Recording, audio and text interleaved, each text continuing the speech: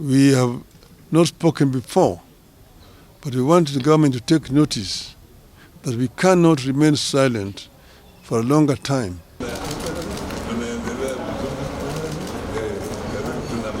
After weeks of silence, Raila Odinga is back in the country and he is not happy with President Ruto.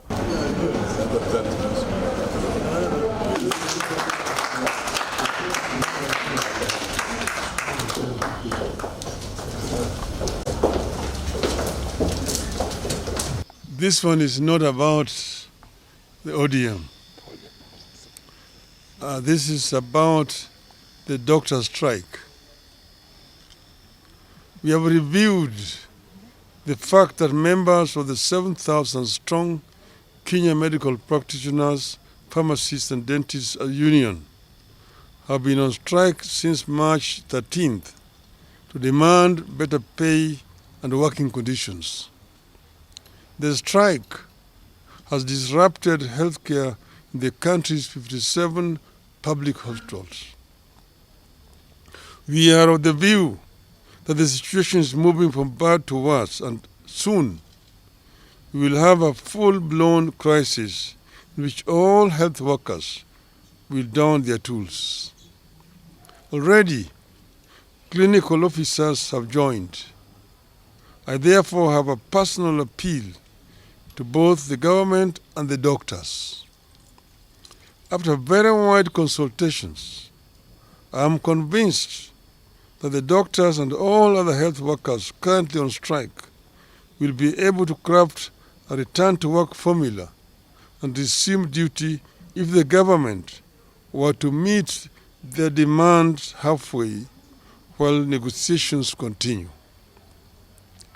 We therefore appeal to the government to address itself to the following three broad areas as a way of progress towards ending this strike. 1. Pay for medical interns. For the last 7 years, interns have been earning 206,000 shillings per month. These are actually the doctors running level 4 and many other public hospitals. There is no way an employer can reduce the salaries of employees midstream. That distorts everything in the life of the employee. I therefore ask the government to reinstate the 206,000 shilling pay for interns until the next CBA negotiation, which is around the corner, kicks in. During that next round of negotiations, both parties will put their cases on the table for consideration. 2. Fees and salaries for doctors pursuing further studies. Counties are supposed to pay salaries of doctors who are enrolled for further studies like master's degree, while the Ministry of Health is supposed to pay fees.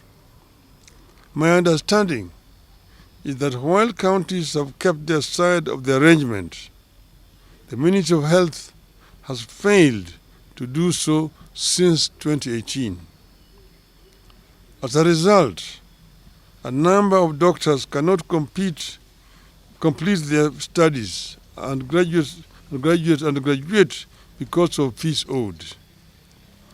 And as they retake courses, counties have stopped their salaries because those doctors have overstayed in the college. I urge the Ministry of Health to immediately engage the doctors and their learning institutions with a view to clearing the fee balances and enable the doctors to complete their studies. The ministry must also engage counties to resolve the issue of pay for doctors who have overstayed in the college through mistakes not of their own making. The ministry should also work out a plan for paying stipends to doctors who forego county salaries and ministry fees and privately fund their higher education while offering services in public hospitals. Such hustles should be supported. 3. Address the problem of doctors on contract. To Raila, doctors' strike is a big failure by the state that is gravely affecting millions of Kenyans.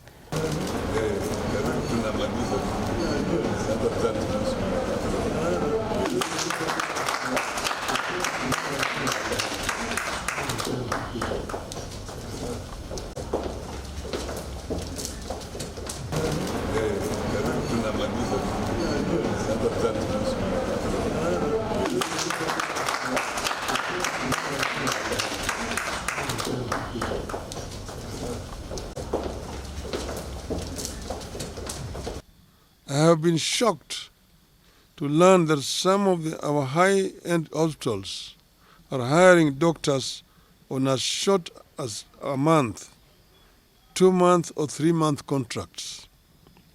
This is wrong. The ministry is failing to stand up for the doctors to prevent their exploitation and exposure to the unfair practices. This ministry must lay down the rules that ensure fair, respectful, and sustainable labor practices by both the public and private health providers. 4. Equal pay for equal work. Doctors are complaining about a free-for-all system where some employers have the free hand to decide what to pay. The result has been a very unequal system where doctors hired to do the same job experience huge variation in salaries. The medical profession is too important to be managed so casually. The ministry must intervene for the doctors. 5. And procedural termination of services. I appeal to the counties that have terminated contracts of the doctors for one reason or another to reconsider their actions and engage the doctors. The counties that have done so or are in the process of doing so know themselves. I request them to reconsider their steps. I believe that the above actions, if taken in consultation with the union, will see us avert the crisis that is building up in the health sector and pave ways for less antagonistic engagement. This is a crisis that has serious ramifications. We want this crisis to be resolved. We have not spoken before, but we want the government to take notice that we cannot remain silent for a longer time when this is persisting. We ask them to act now. And if they don't, of course they know that the consequences will be very grave indeed. For Raila, ODM is here to stay, stronger and resilient than before. But can he really force those weekly demos?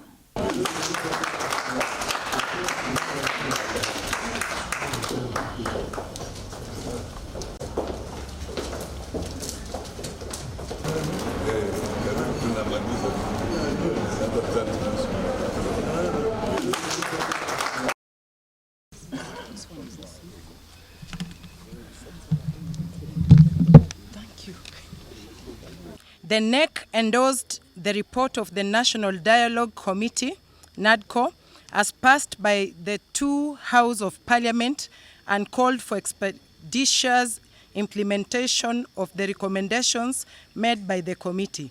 However, the party will continue pushing the Kenya Kwanza administration to address the issue of the high cost of living to cushion Kenyans from continued suffering insecurity in the North Rift, and fake fertilizer syndicate that threatens to interfere with production of food, hence threatening the food security situation in the country. The NEC endorsed the candidature of the party leader, the Honorable Raila Odinga, for the position of the chairperson of the African Union Commission in the election scheduled for February 2025. He is a national leader, a seasoned political leader, and a Pan-Africanist who understands issues affecting the continent. His experience and knowledge will help foster the growth of the continent to greater heights.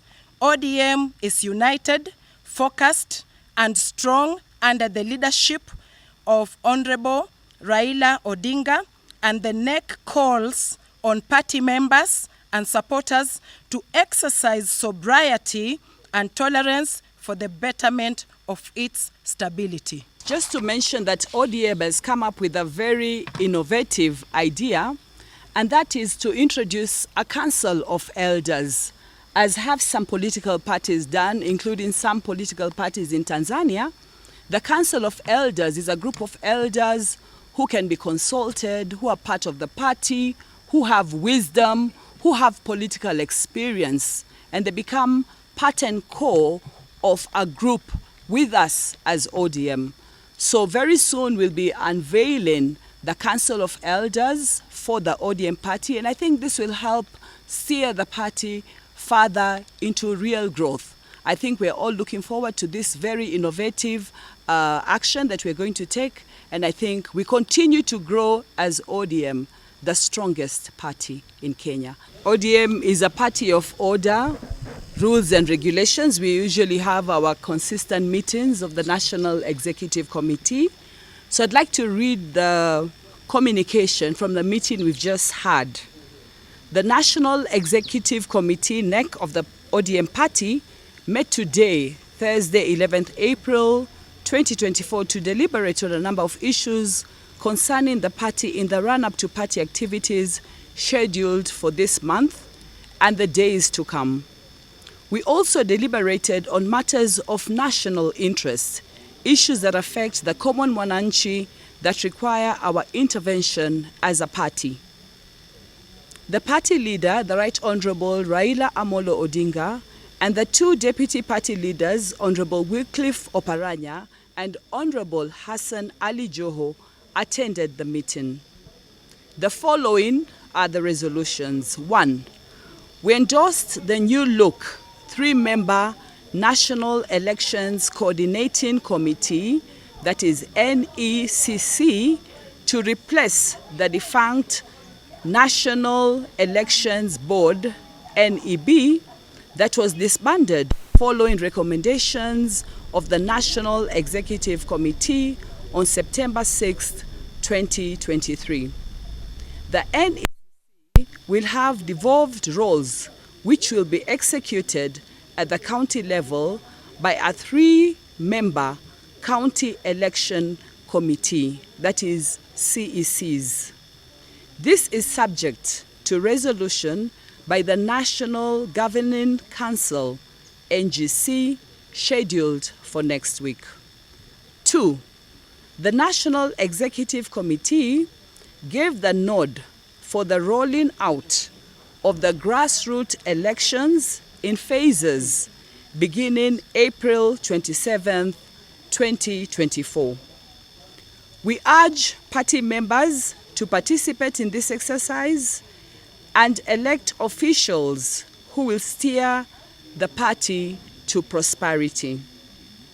It is worth noting that ODM is the only party in the country that has been consistent in fulfilling legal obligations as stipulated in the Political Parties Act, including conducting grassroots elections on time. 3. In light of the decision by the Political Parties Disputes Tribunal on matters filed by members facing action, the NEC referred the matter to the legal committee of the party for further direction.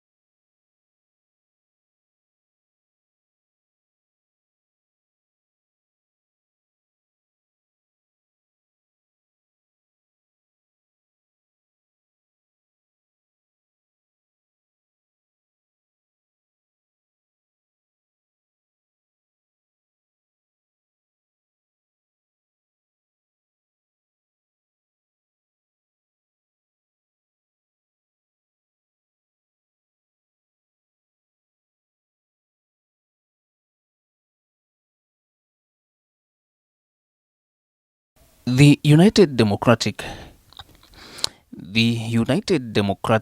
Alliance is mourning Inu Kampani. This follows the shocking death